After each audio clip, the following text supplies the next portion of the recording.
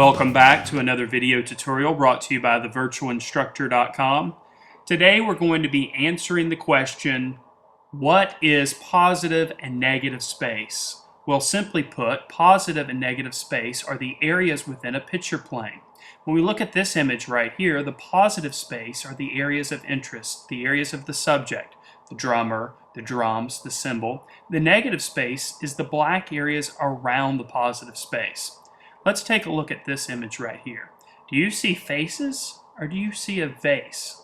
If you see a vase, then you're seeing the white area as the positive space and the black areas as the negative space.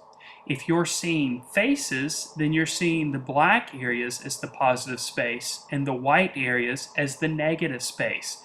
Positive and negative space work together. Positive doesn't necessarily mean good, and negative doesn't necessarily mean bad space.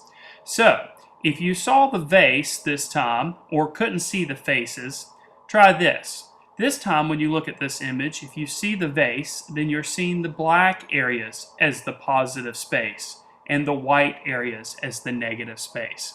If you're seeing the faces, then you're seeing the white space as the positive space, and the black areas as being the negative space. Now, positive and negative space work together when you're creating compositions in art. It's very important. Here's an example of an equal balance of positive and negative space. This is a relatively good composition, but it has a balance between positive and negative space.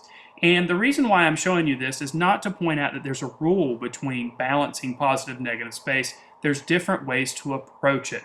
Balancing the positive and negative space in a composition is one way that you can approach positive and negative space.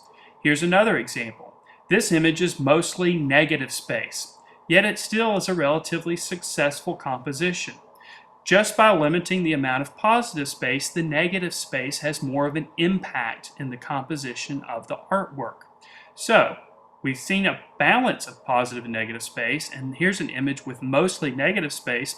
This works the same if you have an image that's mostly positive space. Limiting the negative space and having mostly positive space can create good composition as well. In this image, the white areas represent the negative space and the dark areas represent the positive space.